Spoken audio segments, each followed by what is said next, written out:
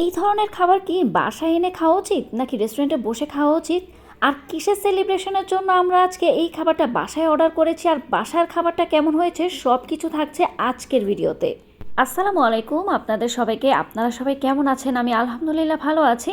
আজকে আমার মেয়েদের পরীক্ষার রেজাল্ট দিয়েছে, তাই ভাবলাম বাচ্চাদের নিয়ে বাসায় একটু ছোটোখাটো সেলিব্রেশন করি। আর আমার বাচ্চারা কিন্তু আলহামদুলিল্লাহ এই সেলিব্রেশনটা পেয়ে ভীষণ খুশি হয়েছে। আমি আসলেই ভাবিনি অল্প কিছুতে যে বাচ্চারা এতটা খুশি হয়ে যায়। আলহামদুলিল্লাহ আমার মেয়েরা কিন্তু অল্প কিছুতেই খুশি হয়ে যায়। তো ওদের ফেভারিট খাবারটা আজকে আমি বাসায় অর্ডার করেছি। কাচ্চি ভাইয়ের কাচ্চি কিন্তু আমার মেয়েদের ভীষণ ফেভারিট। ওরা এই কাচ্চিটা খেতে ভীষণ পছন্দ করে। একটি কারণ হচ্ছে কাচ্চি ভাইয়ের কাচ্চিতে কিন্তু এক্সট্রা কোনো মশলা থাকে না, এক্সট্রা তেল থাকে না, একদম ঝরঝরে। সেজন্য কিন্তু আমরা বাসার সবাই অনেক বেশি পছন্দ করি। আর এখন হয়তো আপনারা আমাকে বলতে পারেন বাচ্চাদের রেজাল্ট কি। তা আমার ছোটো মেয়ে ফার্স্ট হয়েছে আর বড় মেয়ে হয়েছে থার্ড।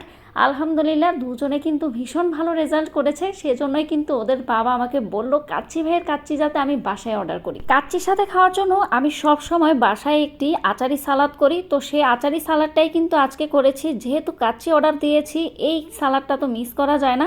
কাচ্চি দিয়ে কিন্তু এই আচারি সালাদটা খেতে ভীষণ মজা লাগে। আমার তো খুবই ভালো লাগে। এই আচারি সালাদের রেসিপি যদি জানতে চান অবশ্যই কিন্তু আমাকে কমেন্টস করতে পারেন। ইনশাল্লাহ আমি আপনাদের সাথে এই রেসিপিটি শেয়ার করব।